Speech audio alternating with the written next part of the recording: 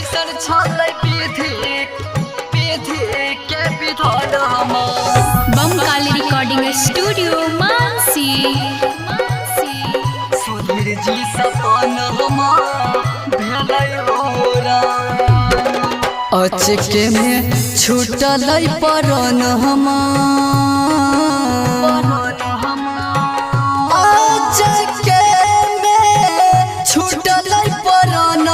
भैया सुधीर जी सपन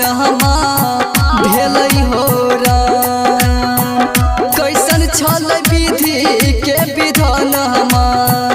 कैसन छल विधि के विधान भैया सुधीर जी सपन भेलै होरा कैसन छल विधि के विधान सुधीर जी सपन भेलै होरा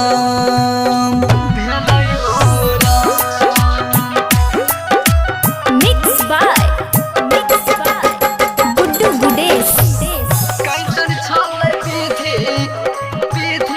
के विधान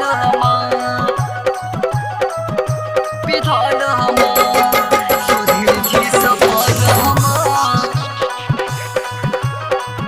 कैसन छल विधि के विधान सुधीर जी सपन भेलै होरा 3 सितंबर रहै दिन शुक्रवार दुखबा में डूबल रहे मैथिली परिवार हो दुखबा में डूबल रहे मैथिली परिवार हो 3 सितंबर रहै दिन शुक्रवार दुखबा में डूबल रहे मैथिली परिवार हो लाश ले एक कनिया से चला लाश ले एक कनिया से चलल भैया सुधीर जी सपना भेलै होरा कैसन छल विधि के विधान कैसन छल विधि के विधान भैया सुधीर जी सपना भेलै होरा कैसन छल विधि के विधान सुधीर जी सपना भेलै होरा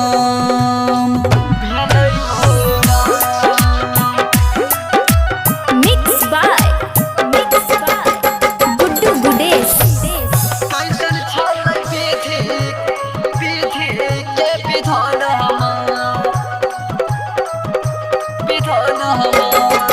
सुधीर जी सपना कैसन छल विधि के विधान सुधीर जी सपना भेलै होरा बाबू सैद पुरिया श्री राम गाय के सुनाबै छ सुधीर सम्राट याद मैथिली में आबै छ सुधीर सम्राट याद मैथिली में आबै छ बाबू सैद पुरिया श्री राम गाय के सुनाबै छ सुधीर सम्राट याद मैथिली में आबै छ भैया के रखी ह विधाता आत्मा के शांति बितैहा भैया सुधीर जी सपन भेलै होरा